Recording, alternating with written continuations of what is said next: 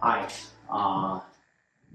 as a fin maker, one of the most common things I field on social media is inquiries about how fins are made. And I am on the cusp of, or probably by the time this video is done, surpassed making 1,000 single fins. So I thought I would make a comprehensive video about how I make fins.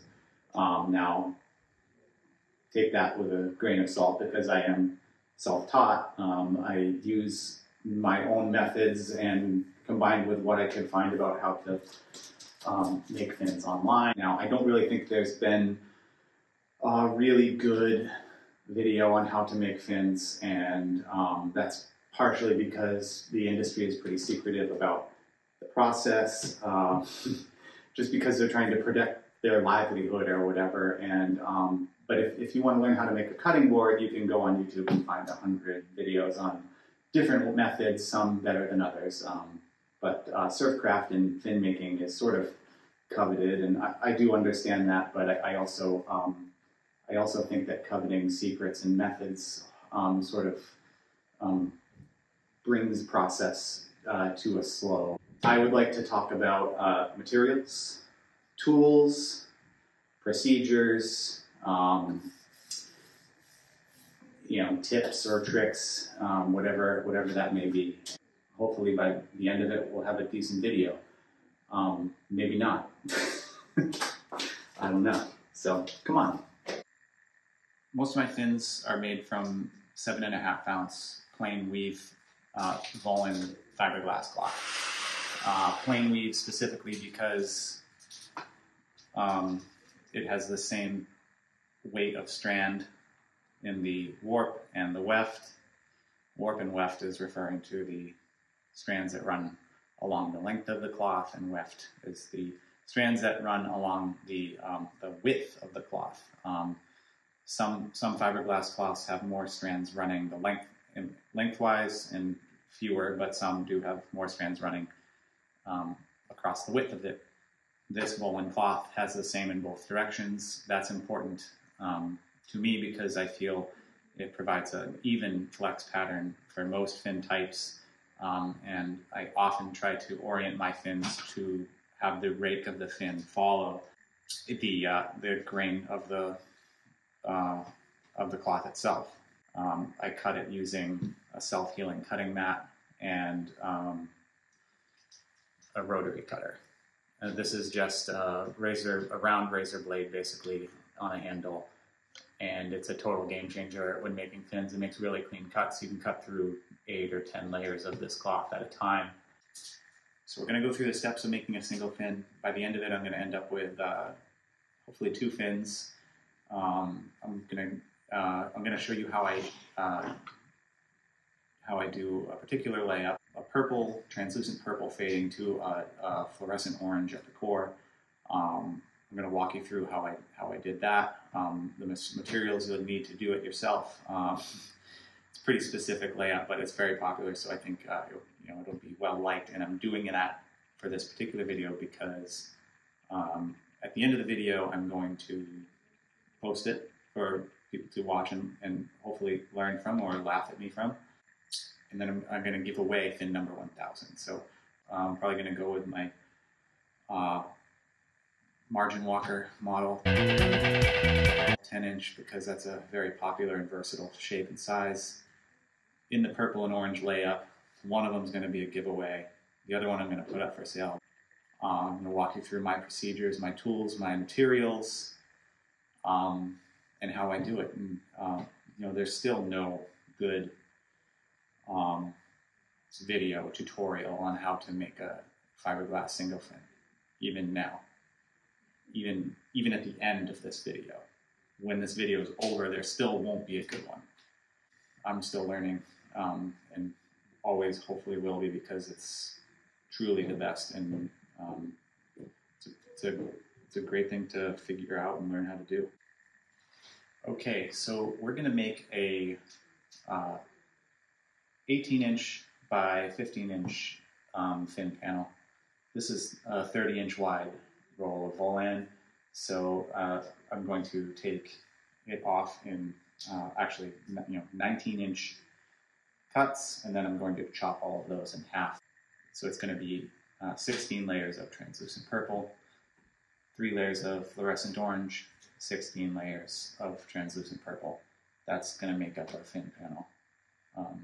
So we can start by cutting this up into 19-inch lengths, and then we'll cut that all in half. So I'm going to pull off 16, 18 of these and chop them up here using the rotary cutter.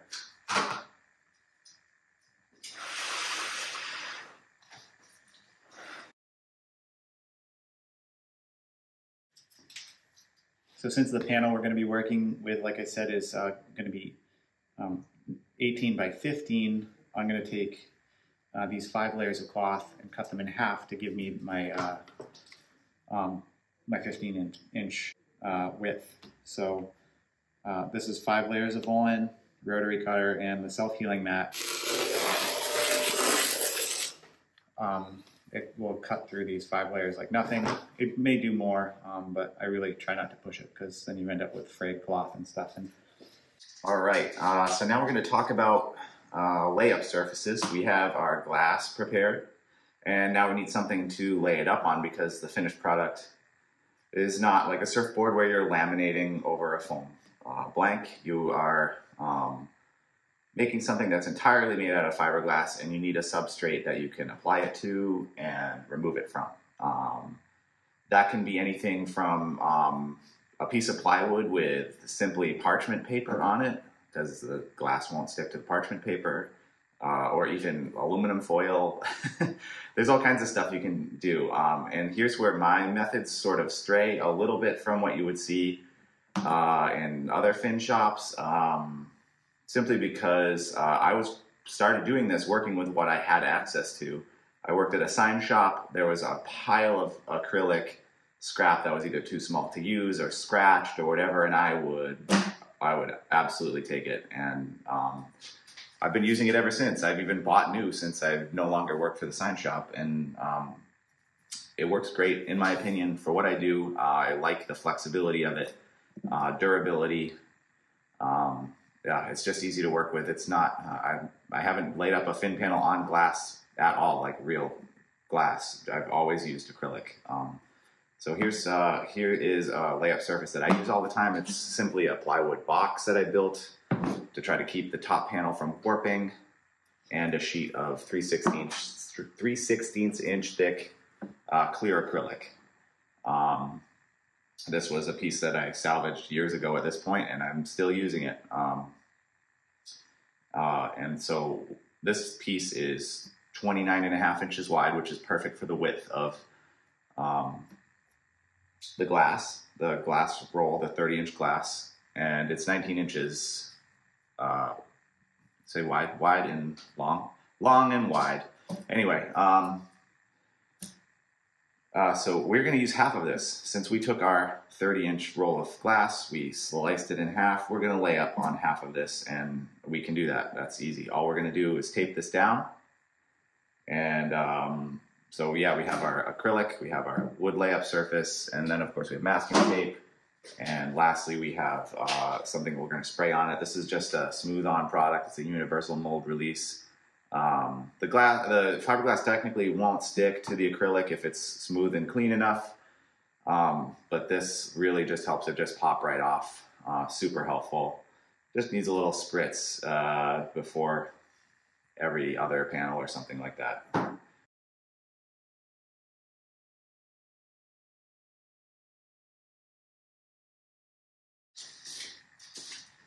All right, we got our surface prepped here. It's taped off on all 4 sides. I got half of it masked off here. This is where our panel is going to go.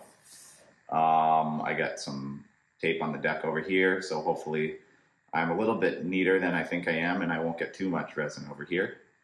Glass is going to go here, and we're going to do the rest of this process downstairs. It's getting a little cold in New England here, and we don't want our epoxy to get too thick, because then it just makes laminating more difficult. You want a nice low viscosity, and warmth is definitely going to help that. I keep my epoxy in a heated, it was a chest freezer, and I put a thermostat and a light bulb in there, and now it keeps it nice and warm at all times, but ambient temperature will bring that down over time, and we're going to be using slow cure epoxy and taking our time doing this right. So this is prepped.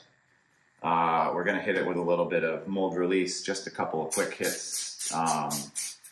This thing's been doused with this over the years, so it really is pretty much ready to go. Tape barely sticks to it anymore, so yeah, we're good. Let's do it.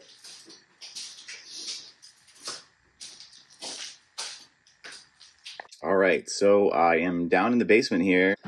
I want to plan ahead. We're going to have our 15-inch by 19-inch purple orange fade panel, and I want to make sure that when I glass it, since I'm going to be doing it in 3 stages, that the purple on one side matches the purple on the other side, which is very important. What we're going to do is we're going to break down our panel on paper here. We have 16 layers of purple, translucent purple.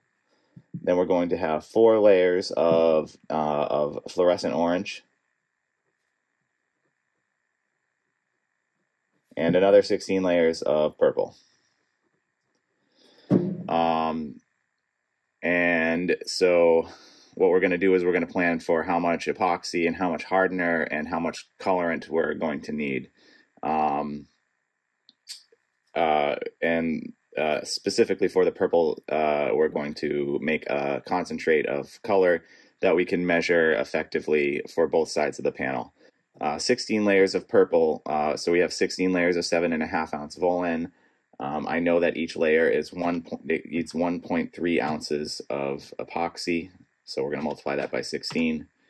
We get 20.8, and it's always good to have a little excess. So I'm going to round this up to 22. So we're going to use 22 ounces of epoxy.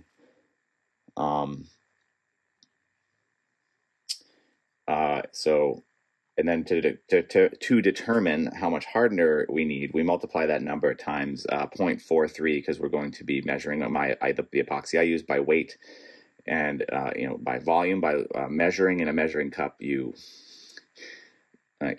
epoxy and hardener is different. I'm using entropy, so and by volume, if you're using measuring cups, it's a 2-to-1 mix, but when you're measuring by weight, it's different. So 22 ounces times 0.43. So we need 9.46 or 9.5 ounces of hardener. So epoxy, hardener.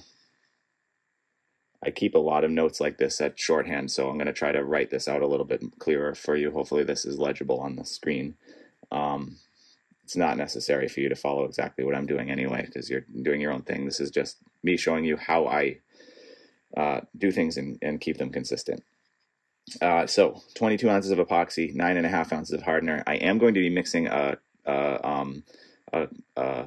color concentrate for the purple, so that's going to involve a small amount of epoxy with a lot of tint, translucent purple tint, that I'm going to distribute between these 16 layers of purple and these 16 layers of purple.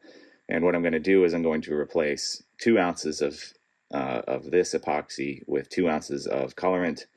So technically it's going to be 20 ounces of clear epoxy, 2 ounces of our purple concentrate, and 9.5 ounces of hardener. So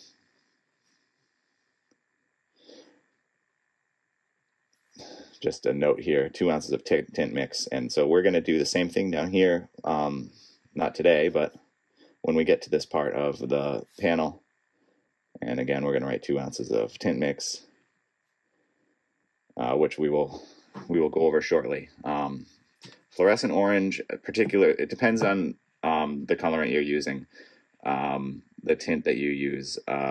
Some of the colors that I use need to be filtered, or else you will get flecks of concentrated tint throughout your layup that can smear or just doesn't look great. In this particular instance, I am going to filter the purple because I feel like that color needs to be filtered. But from many layups I've done, the fluorescent orange that I use, which is made by Fiberglass Hawaii, is incredible and does not need any filtration.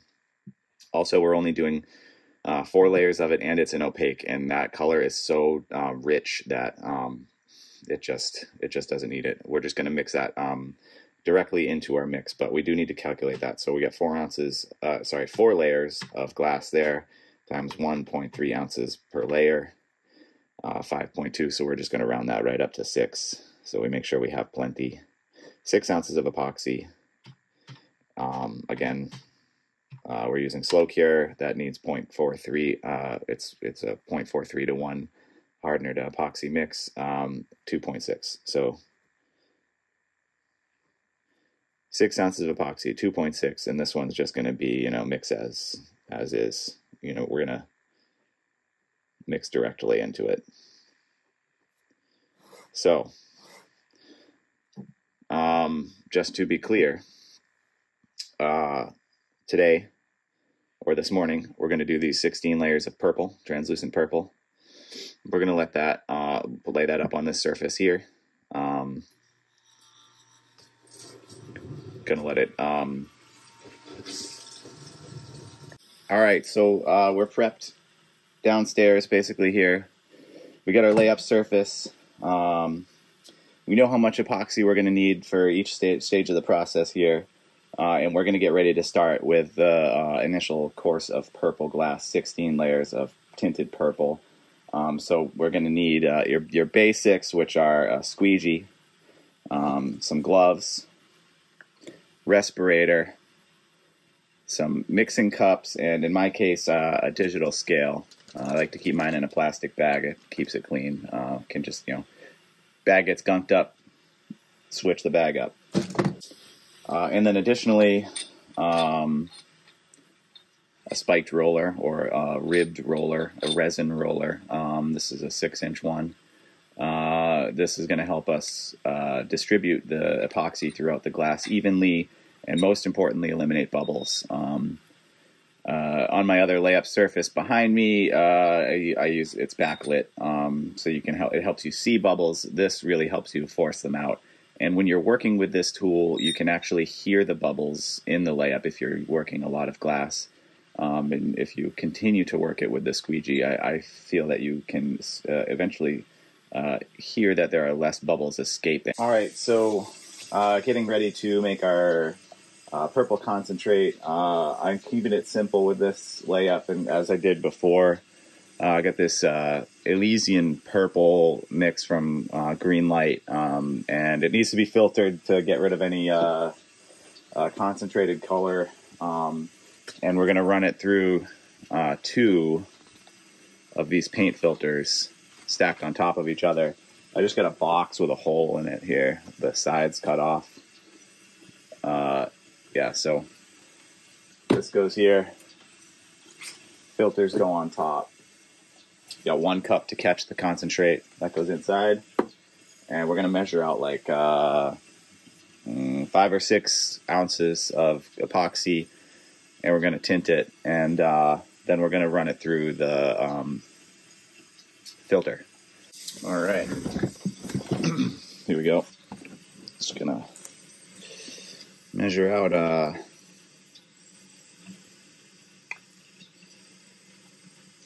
good few ounces of epoxy here.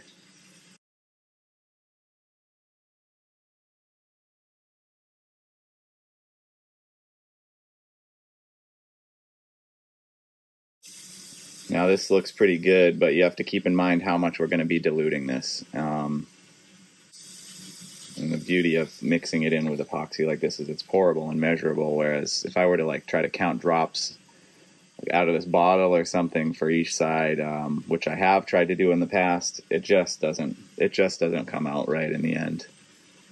It's just not ideal.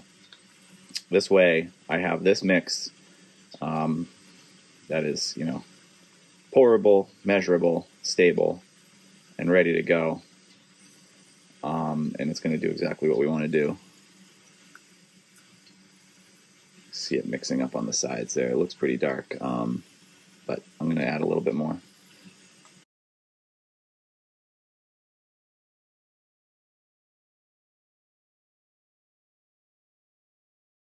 All right, so concentrate. It's going to go right up in the top here. Gonna catch it all underneath. It's going to take a few minutes to drain out. All right, so we got our concentrate here.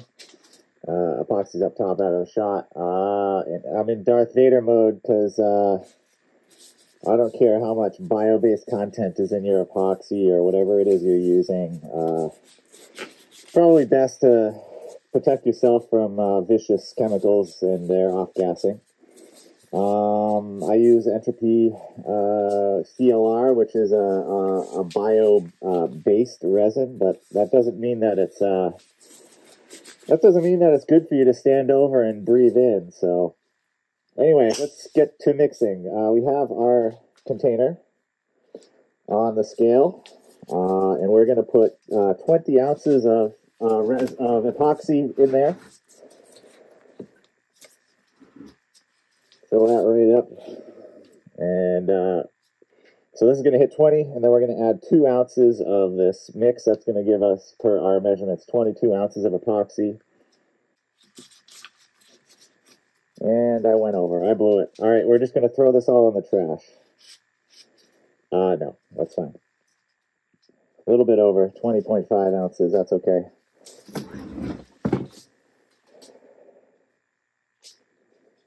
Still going to add 2 ounces of our color mixture in there.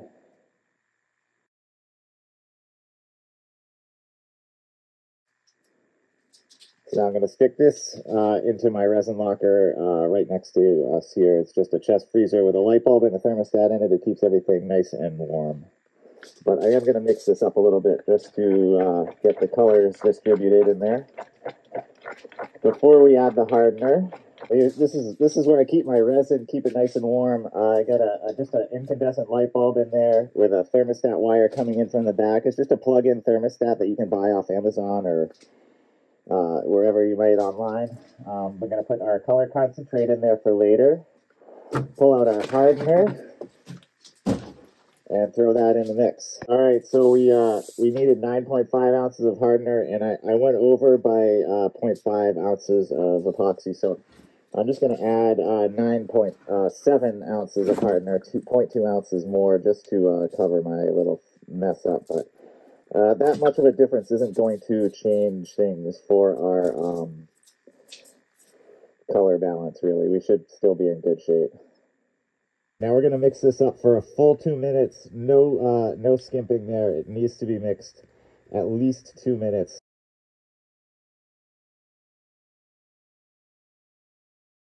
Okay, we got it fully mixed, and we use a slow cure. I use a slow cure. So we got about 45 minutes to work with it, but this is a good amount of epoxy, and it's deep in there. So if you let this sit for too long, it's going to kick on you, and it will go quick. So it's time to start getting to work.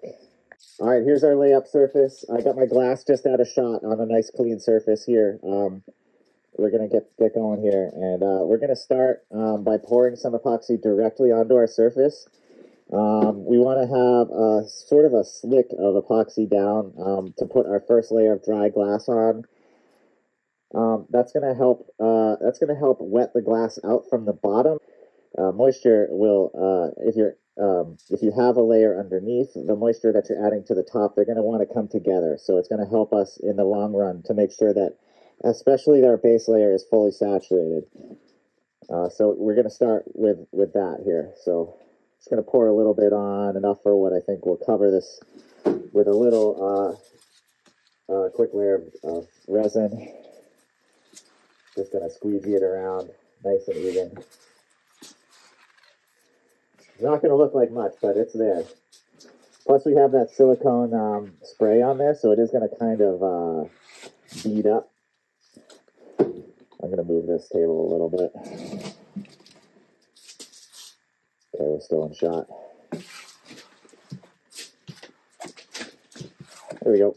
Okay, and now, For the first layer, I'm going to throw down 1 sheet of Volan.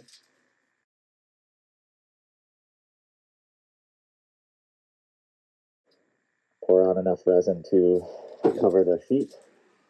And I'm gonna work with a squeegee for the first few layers here until I switch to a resin roller. I'm gonna roll it out probably every 5 or 6 layers of glass.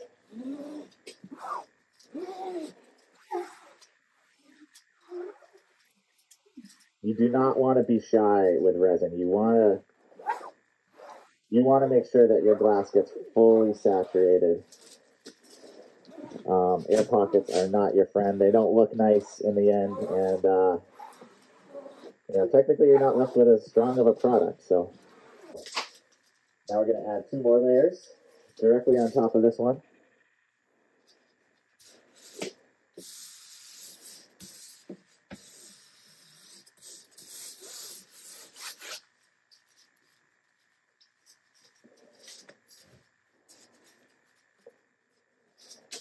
Depending on your resin, you may be able to get away with more than 2 at a time, especially if you're using 6 ounce or 4 ounce. I'm not sure.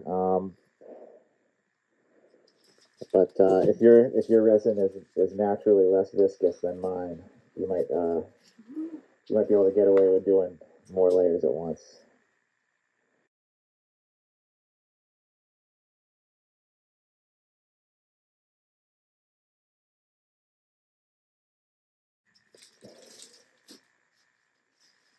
Two more.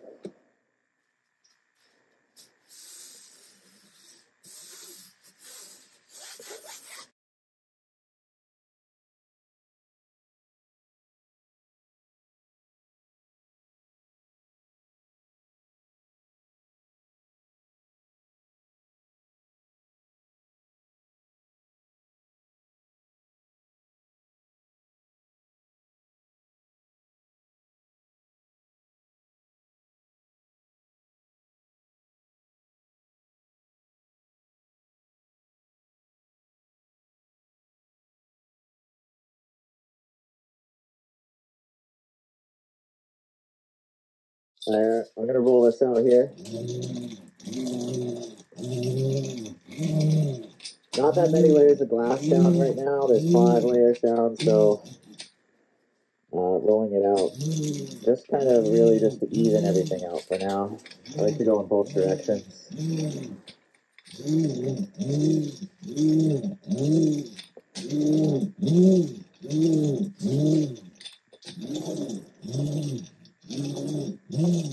We'll do a more thorough job of this later on as we get deeper, but now I'm going to continue on with glassing.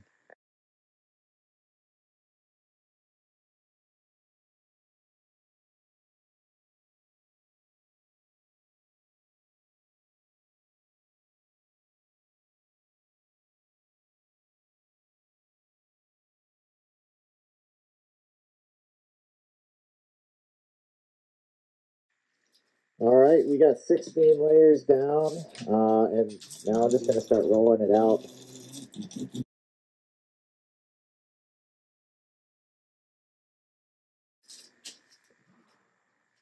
I'm just going to go over it with squeegee and take off. I'm going very lightly, more so distributing what the roller kicked up on the very surface. Give us a nice even surface. Now we're going to let this sit for the rest of the day, and this evening we will come back and check the panel. I want to be able to touch it and it maybe be a little bit tacky, but I don't want to take like my finger away and see purple or wet resin on there. And that's going to be when we're going to put our orange down. All right, it's been a good 5 or 6 hours. This is feeling pretty good. It's still kind of soft, still curing. Ready to put down some orange. All right, so for this orange at the center, we're just going to mix our epoxy and pigment directly together. We're not going to filter it. I need 6 ounces of epoxy. This pigment from Fiberglass Hawaii is bulletproof. It's insane. It doesn't need to be filtered. There's nothing in it that's going to taint it up. So I want this to be a nice opaque and vibrant orange, so we're going to go pretty heavy-handed with the mix here.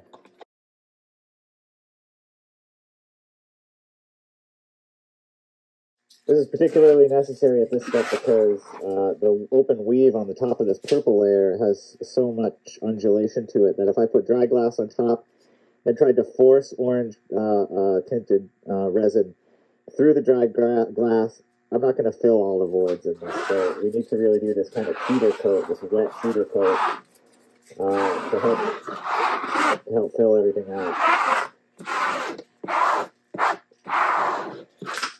You can hear how cured this is by the way the squeegee's dragging across it. It's getting pretty hard, but it's nowhere near fully cured.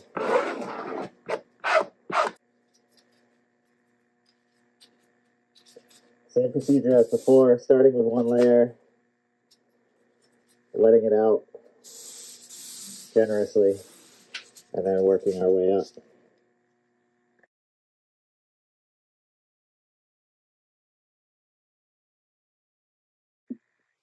All right, there we have it. Orange is done. Gonna let this sit overnight, and then tomorrow morning we're gonna do the purple on the other side. Same procedure as before. Last 16 layers on this panel is gonna finish it up. So I'm gonna throw it in time lapse, and you're not gonna miss out on anything you haven't seen already.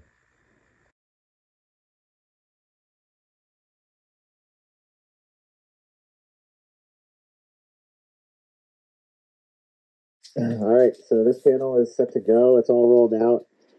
At this point, if you saw, like before when I did the first layer of purple, I gave it a little scrape down after to just take some of the resin off the top. I'm not going to do that on this one. This resin on top is going to dissipate into the glass over time as it cures. All right, it's been a good few hours here. This is starting to solidify. So the last step of the process that I like to do is just take a little bit of clear resin and squeegee that across the weave, help fill in that top weave.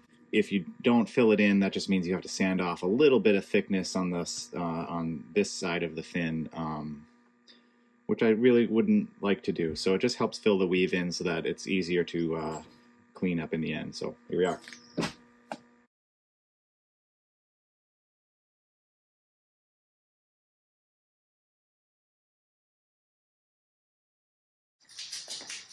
Hi. All right, panel's done. We're back upstairs. I'm gonna lean casually to pretend that I'm comfortable talking to the camera. So we're going to now take this panel off of this layup surface, and we're gonna use our template. Here it is. I've been using this for years. It's cut out of an old record sleeve that was junked. We're gonna pull this off of here. Need something sharp. I like to use just a shitty woodworking chisel. So let's do it.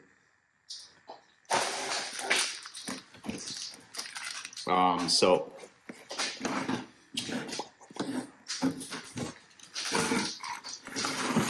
name of the game here is just trying to pry this off, working our chisel underneath. Once we get this to start, the panel to start flexing off of the layup surface, it will literally just pop off of there. Here we go. This is another reason why I like to use acrylic. It's so much more flexible. You can bend the acrylic off of the panel. So it's a give and take. It's a give and take with that situation. Yes, the acrylic is flexible, and if your layup heats up too much, it could warp it. But if you prep your surface properly and you lay it up on something nice and flat, make sure that your surface is secure, you're going to end up with a flat panel. You're going to be able to pull it off by hand without too much effort. All right, so now we have the panel off. It's fairly cleaned up, and before I do anything at this point, I like to mark off my templates. And so we have what was the bottom side of the panel attached to the acrylic. It's much smoother. The top side still has a little bit of texture to it, but this is almost mirror smooth, and it's flat and glossy for the most part. And I like to take our template, which you can make out of cardboard or plastic or luan or plywood or a cereal box. And this is a 10-inch margin walker.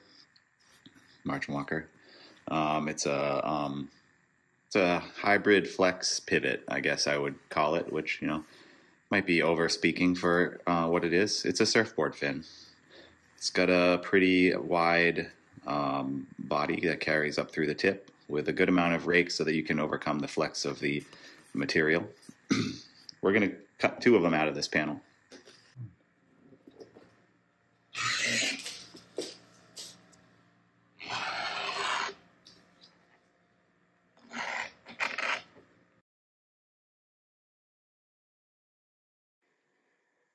All right, so next step of the process here is going to be to cut this bad boy out on the bandsaw. You're going to need a bandsaw and some dust protection. That is paramount. Anyway, I'm using a 1/4 inch, 10 tooth per inch, 0.025 thick. It doesn't matter. Bandsaw blade. It's a neocarbon blade that is meant for cutting things like fiberglass. They do break from time to time. They are not, they don't last forever. I can probably cut out maybe 2 like full 30 by 30 inch panels per blade before they get too dull or they break.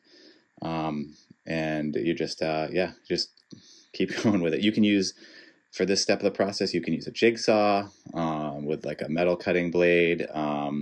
And just know that to take your time is going to keep the blade working a little bit longer. Don't force it, because heat is going to cause the epoxy or your resin and your fiberglass to heat up, which causes more friction, which does the number on the blade, because if you start heating the metal up too fast, it will soften. Same thing goes here. Speed is fairly low. Don't push the blade. Let the blade do the work. So let's get this flashing cut off, and then we'll show a more detailed cut.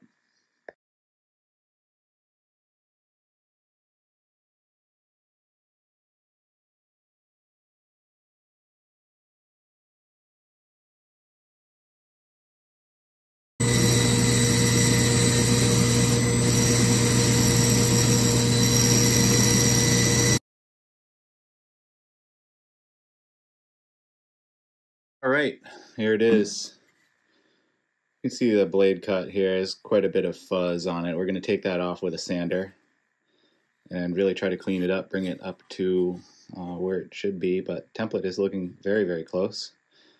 Next step of the process is going to be taking our fins that are cut out and cleaning up the perimeter. You can do that by hand with just like a sanding block or some sandpaper, but you want to try, this is just like getting the outline on your board you're shaping accurate. You want a nice square perimeter so that you know that when you're shaping your fin, you're not coming out of that true shape.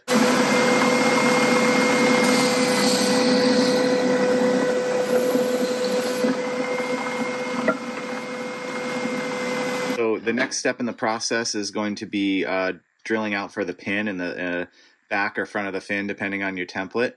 I like to use these 3/16 by 9/16 inch stainless steel spring pins. They're 3/16 inch in diameter, and if you use a 3/16 inch, I can't talk, I can't speak, I'm going to the hospital. If you use a 3/16 inch drill bit, you can hammer this into the hole drilled without any need for adhesive, and it's not going to go anywhere. I'll show you that later. But yeah, this is going to sit a 1/4 inch.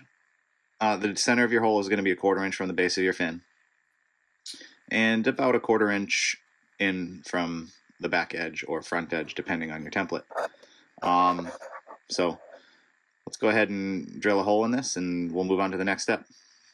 All right, and in my instance, in my case, for making fins, the next step of the process involves taking the base down close to final thickness, and I'm going to use a this router table for that. I have it equipped with a 1-inch carbide tipped spoil board bit. It's 1 inch in diameter. It's got these carbide blades on it that are 4-sided, so when they dull you can rotate them and get more longevity out of one bit. It's basically 4 bits in one, and you can buy more teeth for it. So anyway, instead of replacing the whole thing, which is nice.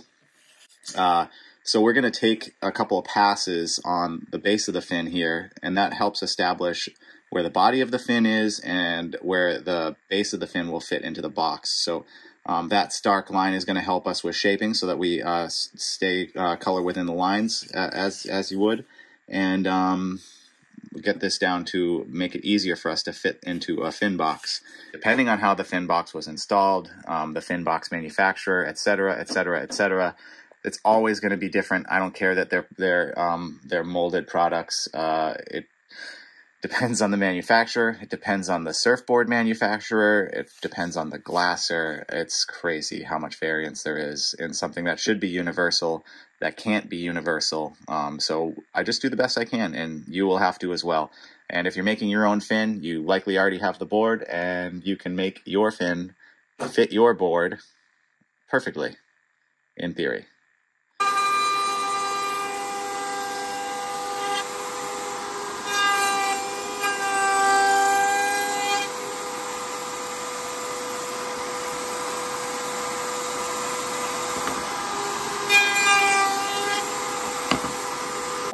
.27. The rest I will do by hand. But yeah, you can see that we have a nice stark line. So when we're shaping, we know where the point of no return is. We want to try to keep this base intact, so we'll push our foil up as close to it as we can and tighten it up as we go up in the grits. But yeah, this one's ready to start shaping. And you can already see our orange core peeking through there. So we're going to get started here. I get my sander, my hard pad, just the default sanding pad that comes with your sander. 60 grit silicon carbide sanding pad. You'll also notice that I'm working in this makeshift downdraft table thing of sorts that I built. All of the dust goes through this mesh, and well, maybe like 60% of the dust goes through this mesh and down into a funnel of sorts that then goes into my dust collection. You want this on your face, obviously. Okay, so we got our fin ready to go here. We're going to start shaping it. I always am going to start with the starboard, if you're looking down at the board, fins coming out of the bottom of the board, starboard side of the fin. I'm going to start shaping this trailing edge down and then the leading edge. The reason I start on this side, this is kind of a technical thing that you might not realize or think of, but you're sanding this side down. The sander is spinning clockwise, and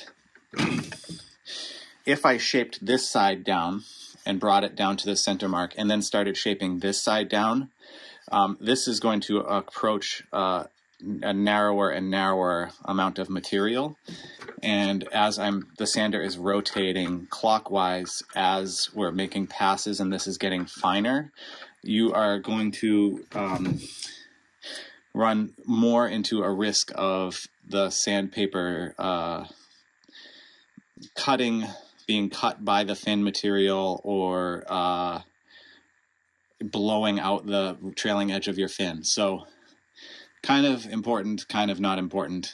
From my experience, this is the best way to do it. Start with the starboard side trailing edge, then the leading edge, flip, trailing, leading.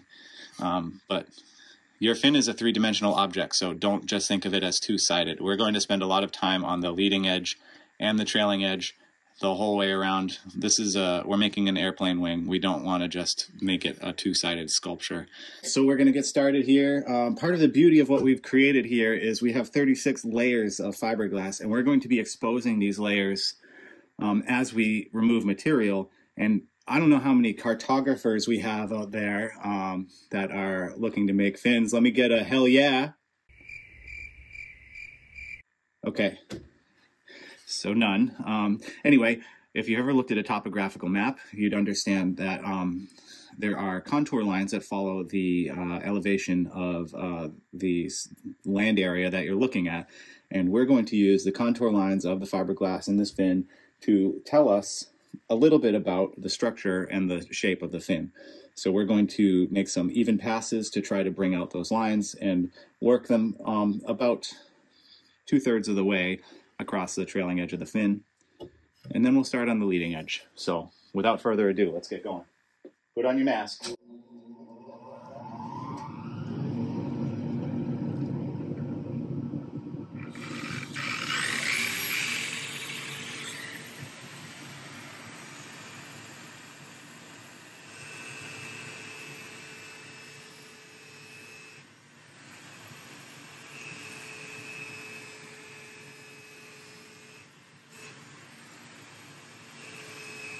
Okay, so we just took a few passes off of this thing. You can see that we are starting to expose some of the fiberglass layers. And our goal here is going to be to try to, so we're taking a bevel basically off of the trailing edge, and we're going to try to keep an even bevel and push that all the way forward. Now that's a very low angle to try to keep consistent. So it takes time and practice and a little bit of being okay with it coming out not so great at first. But consistency isn't the only thing that matters. You absolutely want to remove a lot of material here. This is where you're going to cut most of the weight out of the fin, and you're going to be developing the foil of the fin itself. We still have quite a bit of material left here. We've only just begun, but I like to start taking a few passes, and then we're going to slowly work our way across. And I'm just going to let you sit along for the ride on this at this point here until we get to the leading edge.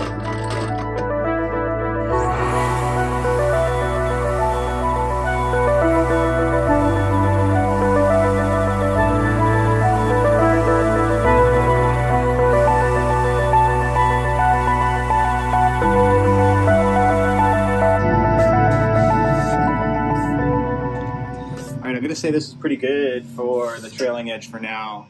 You'll notice that I've tried to keep a pretty consistent width. I could probably push this a little bit further up here. I might before I start on the leading edge, but this is the most important initial cut. So you want to try to keep some consistency, and you can see some waviness here, but if I did my job well enough laying up this fin panel, then I'm going to have a foundation to follow appropriately that's going to tell me about the shape of this fin. If you are shaping your trailing edge and you almost pretend that there is material here, you really want to blow that trailing edge off the leading edge of the fin as you're keeping that angle, that downward rear angle, because you're developing the taper that is going to be necessary to unlock the flex of the fin. You're already removing some material from the leading edge, giving you a progressive taper from base to tip, even looking at the leading edge here, even though I still need to take some more material off. So let's get back to it. I'm going to take a little bit more off here, and then I'm going to start in on the leading edge. So let's talk about the leading edge here. We have our trailing edge established. You can see is a wide band, a wide bevel, setting us up for a successful leading edge.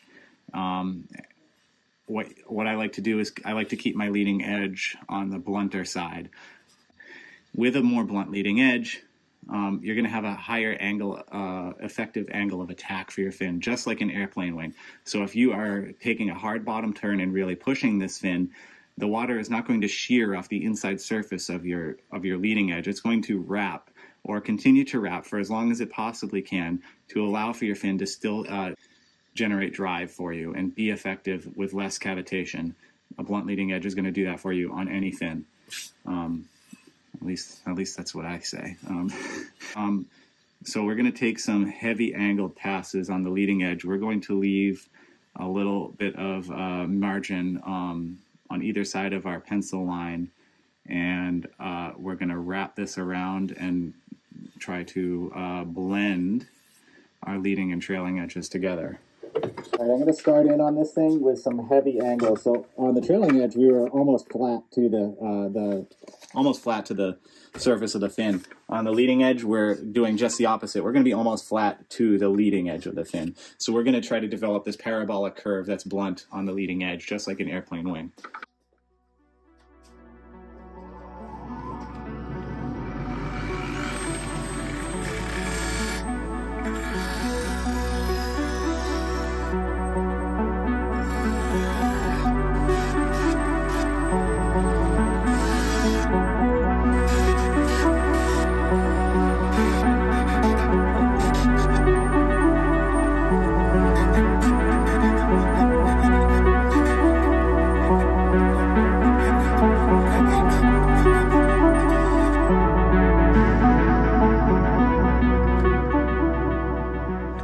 Okay. So we have a good foundation established here to push onto the next grit, but we still have the entire other side to rough shape. So you can see here that we have our leading edge established. Tough to catch on camera here, but we have a very forward foil, which is ideal, and you can see our layers stepping as we get to the tip. So we're already developing an appropriate taper that's really going to allow this fin to flex and do what we want it to do. You can also see our orange core starting to show its colors. It's really going to start showing up on the other side and as we increase grit. So let's just get right down to it.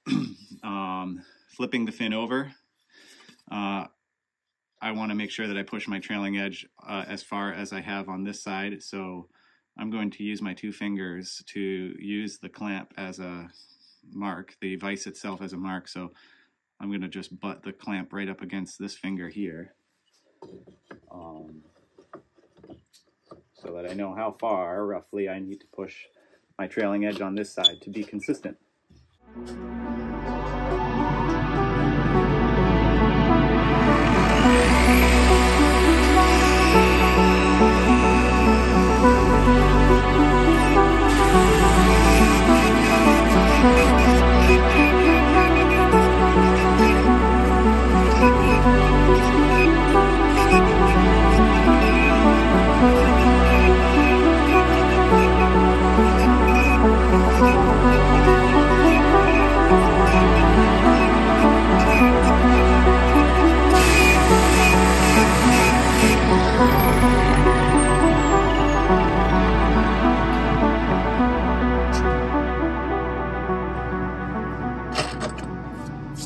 Okay, we just took down the trailing edge of the other side, the port side.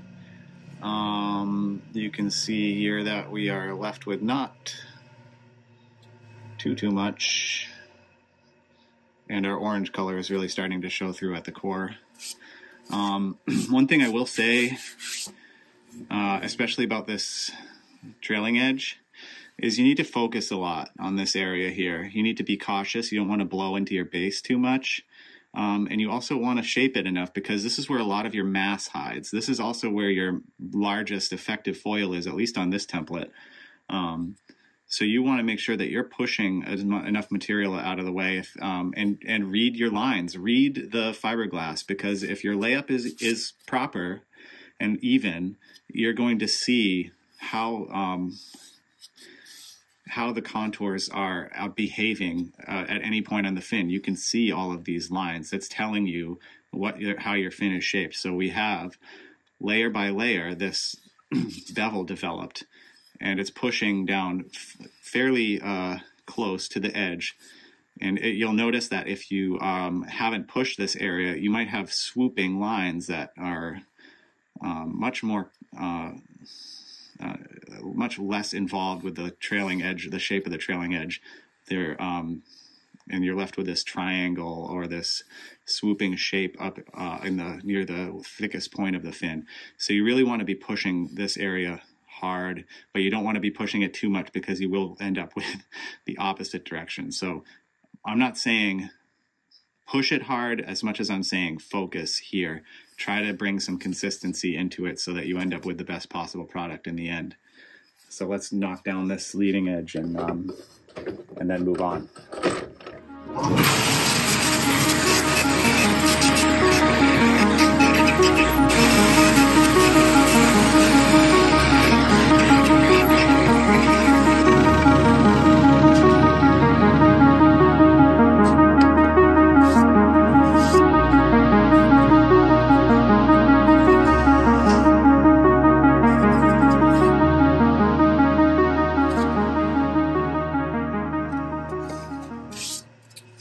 Okay, so this is rough shaped, and as the term suggests, you know, it's shaped, but it is rough.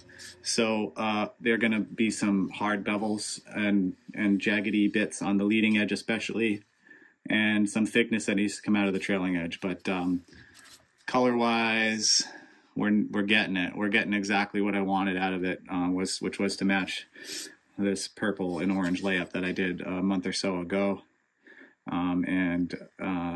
But more importantly, our shape is looking right. You have a nice, I guess you could call it a spine, where the thickness of the fin tapers as it goes up the length of the fin. A small flat spot on either side that we will take care of easily with the 120 grit, and go from there. But we are in good shape to go from this to this in maybe 15 minutes, and you know, there's another hour or so of work to go per fin, but starting to feel the fruition and almost ready to surf. All right, onto the 120. This is still good, and the beauty of the Velcro is it can be reused. They don't last forever though. Thought that would go smoother.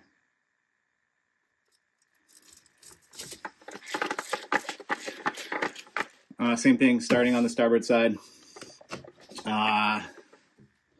Just pushing it a little further, we'll start to see the colors come up even more. It's going to be an exciting time.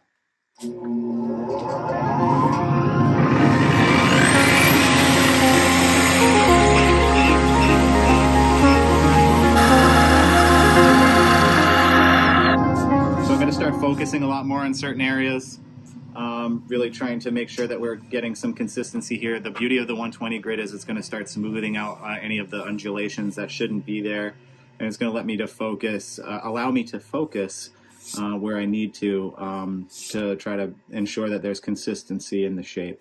I'm sometimes feeling with my hands, but for the most part I am using my eyes to see what's going on, and in the end, when you have a product that these sort of lines are going to be visible, your consumers are also going to be looking at that as well. Some of them may be more aware than others as to what those striations in the pattern of the final product mean. But yeah, keep going here.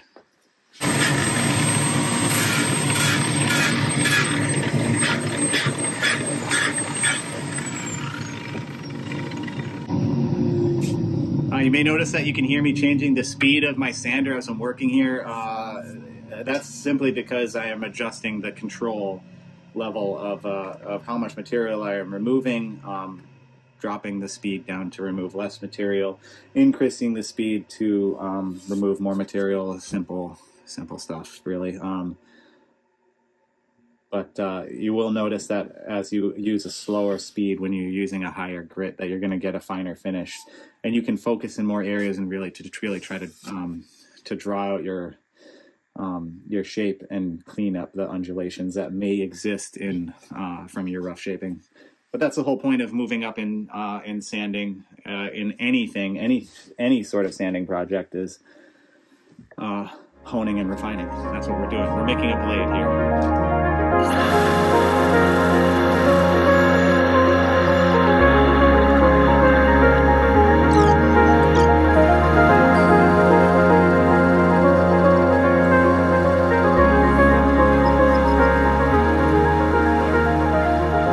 This fin is a hybrid flex pivot of sorts, I guess. It's kind of in the middle ground. It's part of the reason why I named it the Margin Walker, also because of the Fugazi song. But it has a good amount of surface area.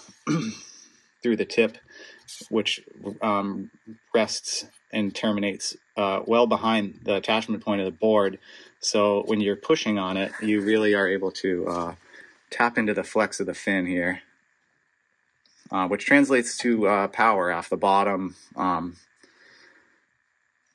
And having a flexible fin like this really allows for the flow of the water and the energy in the fin to be released right when you want it to be. It's been a super functional and popular design for me, and someone's going to be stoked to win it, I hope. So we've got the fin cleaned up with 120 grit, and we're going to switch to the soft pad, the flex pad, with the 220 grit adhesive pad, and I'm going to take some passes on either side to just get a better look at the grain and push it a little bit further. Then we're going to focus on the leading and trailing edge and blending them all together.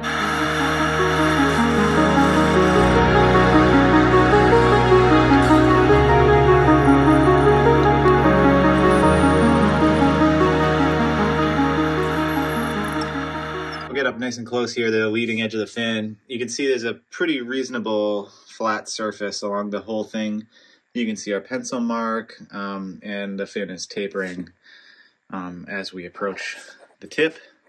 What I like to do at this point is I take a strip from my 60 grit sanding disc that usually when you're sanding fins like this, the middle part doesn't get used up. So I cut this strip out of it, and we're going to use this to round the leading edge over and spend some time there making sure that it's nice and symmetrical, parabolic, blunt, and ready for action. I'm going to put my mask on here because I'm going to be kicking up a little bit of dust, but I'm going to take this on either end. This is a cloth-backed sandpaper, so it's nice and sturdy and flexible. So we're going to be able to get this around the leading edge of that fin and really work it down. Much like shaping rails on a surfboard, you don't necessarily want to wrap this right around the edge. You kind of want to work from side to side. You don't want to push this leading edge and change the outline of your fin, but you're working with a much harder material than foam. So, I mean, be cautious, but you don't have to be ginger with it. It's a robust material, and we use it for a reason. So.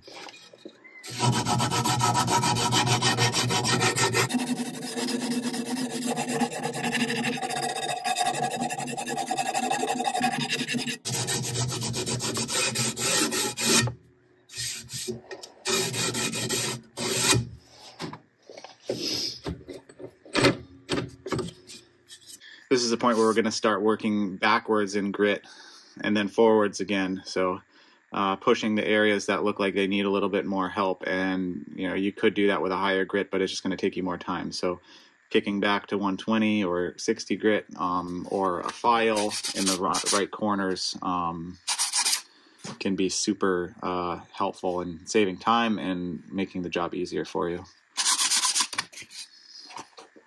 Next thing we're going to do is we're going to focus on the trailing edge, which is, you can still see the pencil line on. We've worked our way up to it nicely, but it's still kind of beefy, but we're going to take it down the rest of the way by hand, and we're also going to focus on this part here to try to tighten this up and clean it up a little bit for final presentation. So what I like to do at this point is I step backwards and grit to 120, and take the sandpaper to each side of the fin by hand and just work that trailing edge to a finer taper. You want to make sure your trailing edge is strong but also thin. If the water is not meeting on this side of the fin off of the trailing edge as close as possible, you're going to start having some issues with cavitation, which would lead to your fin feeling slippery underfoot and not have the same hold that you would expect otherwise. So we try to bring this down. We also don't want to hurt ourselves or anybody we're making fins for. So we don't want it to be too sharp, although mine are pretty sharp.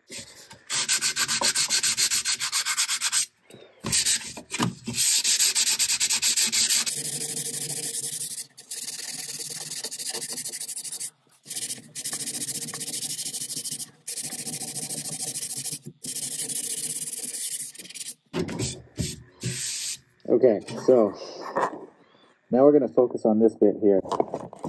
And I'm going to start using this rat tail file. I'm just going to use it to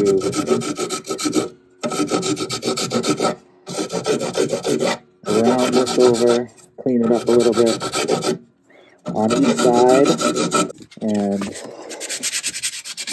come back with sandpaper and continue working this section.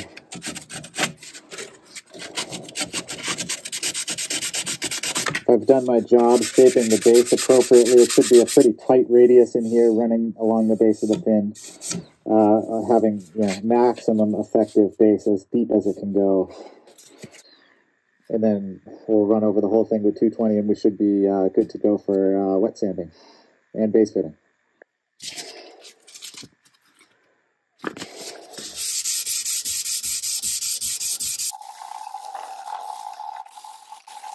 You're definitely going to get some waviness in your striation, but it is a handmade thing, so it's not going to be flawless.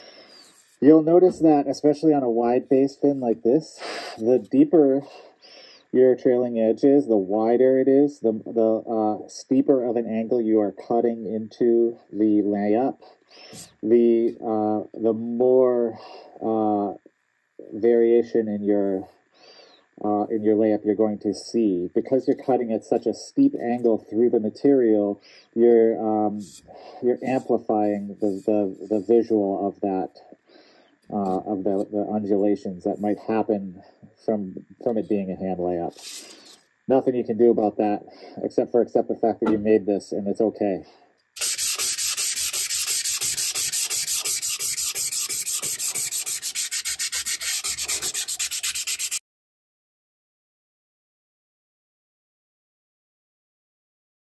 Get our fin shaped for the most part, and we need to make sure our base is going to fit in our fin box. And you can do this with a loose box if you have one sitting around. This is a Stavron box. The channel on these is on average slightly narrower than a Fins Unlimited box. I mean, maybe just in general these boxes are a little bit sturdier, but what do I know? Most importantly, you're going to need a set of calipers. And you're going to want to check where you're sitting on your fin box here.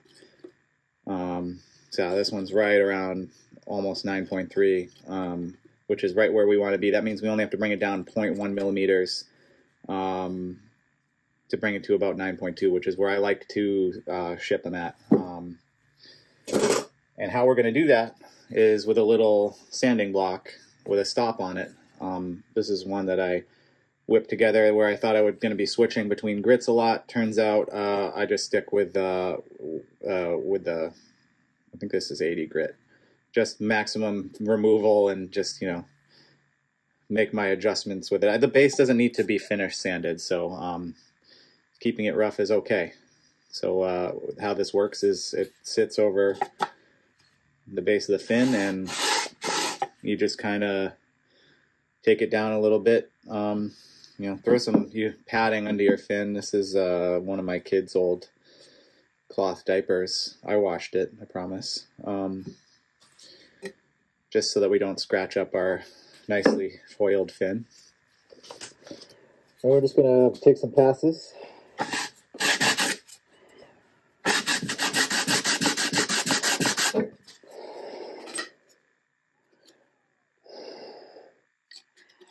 Yeah, a little under 9.2. It's going to be pretty right on. So we got it pretty much right at the thickness we want it to be. But if you look at your fins, typically on one side it's going to be a little bit thinner at the pin, so that when you insert your fin into the box, it slides freely forward and back, and then as you rotate it downward, that really sets in the pressure and the thickness of the fin in the fin box. So quick and simple way to do that, especially with our little sanding block, is to take one side of the fin, take our sanding block, and instead of running it this way, we'll run it at a reasonable angle to step the pin area down a little bit on one side.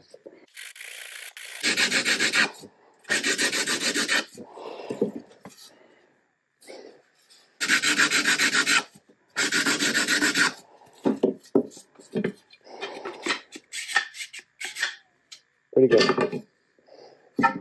You'll remember when we drilled this hole out earlier, 3/16 and here I go again, 3/16 inch hole. We were talking about these stainless steel 3/16 inch spring pins. You can see that slot in it. That's so that it expands and contracts as you, are. They're used for like compression fitting and stuff like that, and it's stainless steel, so it should not rust as much in the seawater, but they do. They just do. This is going to fit in here.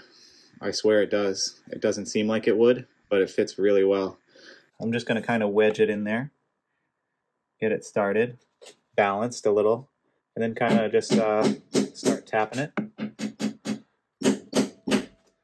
eventually drive it right in.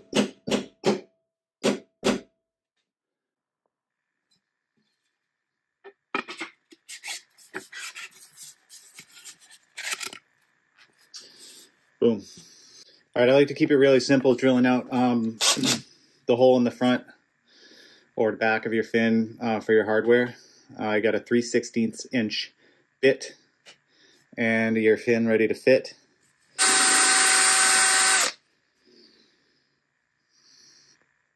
There you go. So we have our fin ready for wet sanding, but we want to make sure that we clean it off with some water, get all the dust off. Because we're going to be going up in grit now, and big dust makes big scratches, so you want to make sure that it's nice and clean.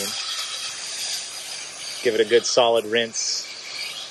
Also gives us a little color preview, which is nice. Okay, fin is clean, ready for final wet sanding. For me, what I like to do is keep a little bit of clean water. Some 320 grit and 400 grit wet sandpaper. Spend about a minute or two per side of the fin per grit.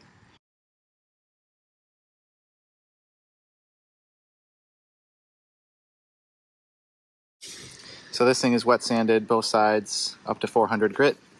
That's pretty much it. We're going to hose it off again, get all of the dust off of it, clean it up with some denatured alcohol, put some stamps and signatures on it, number it, spray finish it, and it is ready to surf.